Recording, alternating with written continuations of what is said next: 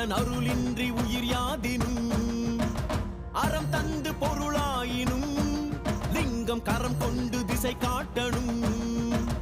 எண்ணங்கள் சிதறாமல் சிலையாகலாம் ஜென்மங்கள் கடந்தாலும் சிவன் போற்றலாம்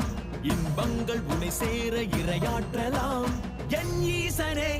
அறம் சேரனும் பிரம்மாண்டனே அருள் பூரணம் ஓம் நம சிவாய ஓம் நம சிவாய